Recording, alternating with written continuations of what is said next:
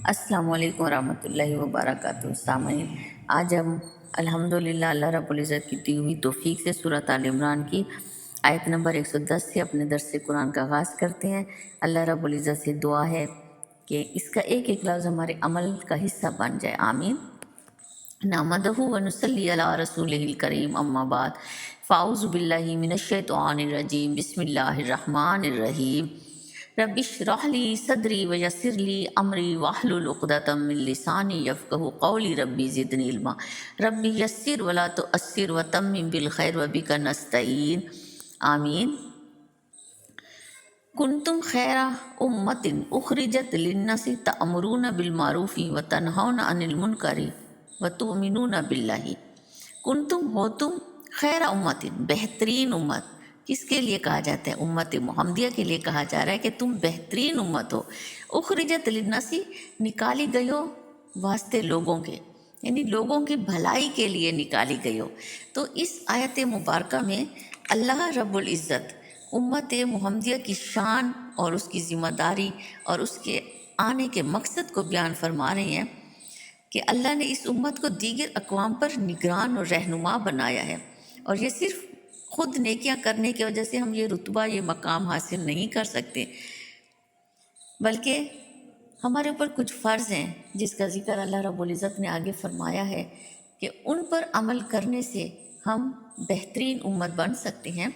और पहली खूबी क्या है, पहली खसूसियत क्या है उम्मत मुहम्मदिया की? तामुरून बिल मारूफ़ी, तुम हुक्म करते हो नेकी का, भलाई का। अब मारूफ़ क्या है? सामाइन, मारूफ़ से मुराद हर वो काम जिसको अक़ली एतबार से भी बेहतर समझा जाए और शरई एतबार से भी उसको बेहतर समझा जाए और शरीयत में भी उसकी बहुत ज़्यादा अहमियत हो। तो पता चला कि बेहतरीन उम्मत बनने के लिए हमें सिर्फ़ अपनी इस्लाह नहीं करनी, खुद नेक नहीं बनना, बल्कि दूसरों को भी नेकी की दावत देनी है। अब आगे अल्लाह रब्बुल इज़्ज़त फरमाते हैं, वतनहौना अनिल मुनकरी, और मना करते हो बुराई से। अब कौन से ऐसे काम हैं जिसको अकल भी पसंद नहीं करती, समाज भी उसको पसंद नहीं करता, और शरीयत में तो उसकी बहुत ज़्यादा सज़ा है। तो ऐसे कामों से ख़ुद भी रुकना है और दूसरों को भी रोकने की तलकीन करनी है। मसलन झूठ, ग़ीबत, चुगली, जुल्म, फहाशी, सूद। तो बेहतरीन उम्मत बनने के लिए हमें अपने साथ साथ समाज को भी बेहतर बनाना है, समाजी इखलाकी इस्लाह करनी है लोगों की। तब कहीं जाके हम इस आयत मुबारक में जो हमें खिताब दिया गया है, जो हमें हमारी शान बयान की गई है, हम उस पर पूरे उतर सकते हैं। अब तीसरी क्या बात अल्लाह रब्बुल इज़्ज़त फरमा रहे हैं, वतुमिनूना बिल्लाहि, और ईमान लाते हो अल्लाह के, ईमान लाते हो साथ अल्लाह के, यानी अल्लाह पर ईमान लाना। तो सामाईन, नेकी का हुक्म तो उस वक्त ही दिया जा सकता है जब अल्लाह पर ईमान हो। ईमान के बग़ैर नेकी का हुक्म महज रस्मी होगा। आज अगर हम सब अपना अपना जायज़ा लें तो हर बुराई हमारे अंदर भी मौजूद है, चाहे कम है ज़्यादा है, कुछ न कुछ बुराई हर इंसान में मौजूद है। और उसकी वजह यह है कि हमारे दिल में खुदा का खौफ नहीं है। तो सामाईन, सिर्फ़ मुसलमान घराने में पैदा हो जाने से और इस्लामी नाम रख लेने से हमारी ज़िम्मेदारी पूरी नहीं होती, बल्कि बेहतरीन उम्मत की ज़िम्मेदारी ये है कि वो खुद भी नेकी करे और बुराइयों से बचे और दूसरों को भी नेकी की तलकीन करे और बुराइयों से रोकने की हिदायत करे। वलो आमना अहलुल किताबी लाकाना खैरल लहुम, और अगर ईमान लाते अहले किताब अलबत्ता बेहतर होता वास्ते उनके। मिनहुमुल मुमिनूना, उनमें से बास ईमान वाले हैं लेकिन थोड़े से हैं। वह अक्सरुहुमुल फासिकून, और अक्सर उनमें से फासिक हैं, नाफरमान हैं।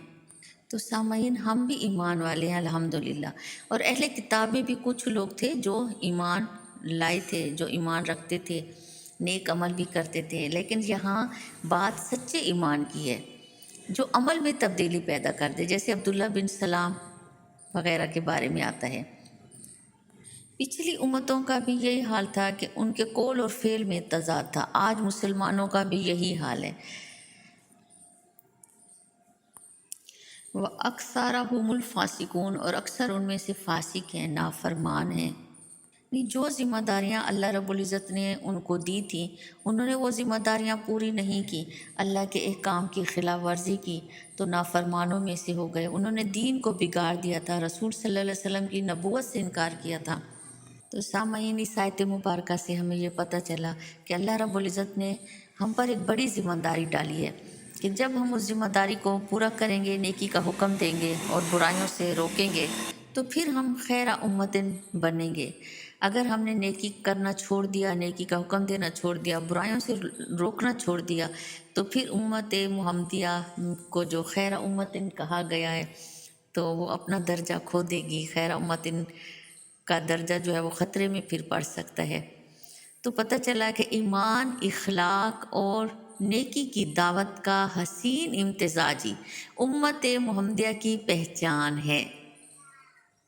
آگے اللہ رب العزت فرما رہے ہیں لَن يَضُرُّكُمْ إِلَّا أَذًى وَإِن يُقَاتِلُوكُمْ يُوَلُّوكُمُ الْأَدْبَارَ ثُمَّ لَا يُنصَرُونَ لَن يَضُرُّكُمْ، ہرگز نہیں وہ تکلیف پہنچائیں گے تم کو، الا اذى، مگر معمولی تکلیف۔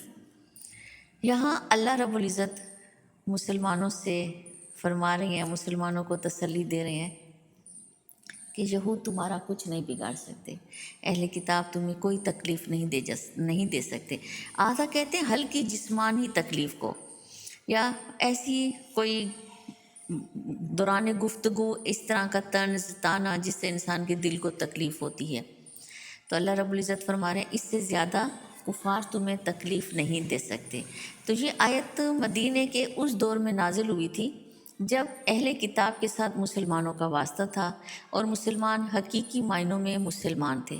وہ اپنی سب سے محبوب ترین چیز اسلام پر قربان کرنے کے لیے ہر وقت تیار رہتے تھے۔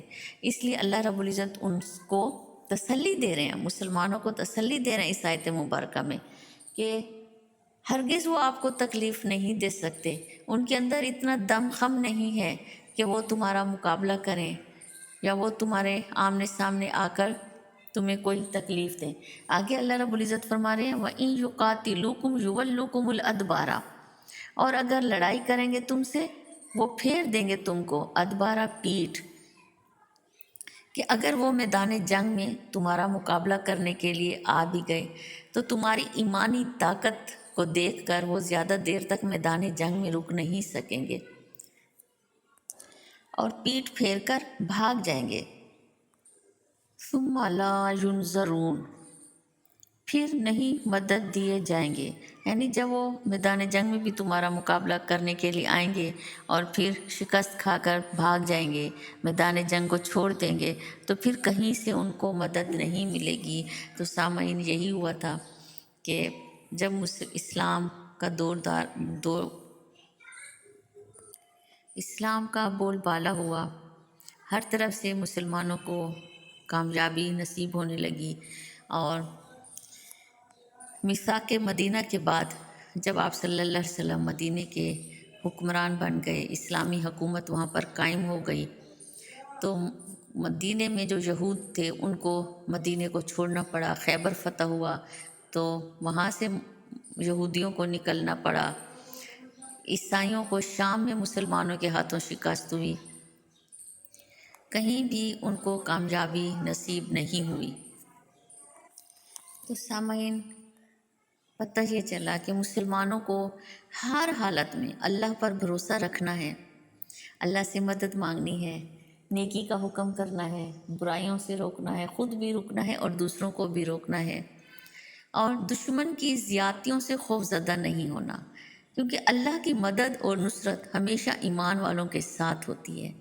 تو دشمنوں کی سازشیں اور کوششیں اللہ کی رحمت کے سامنے بے اثر ہیں۔ تو اللہ رب العزت ہم سب کو اللہ پر کامل ایمان رکھنے والا نیک و صالح مومن بنائے، آمین۔ وآخر دعوانا ان الحمد للہ رب العالمین۔ سبحانک اللہم و بحمدک اشہد ان لا الہ الا انت استغفرک و اتوب الیک۔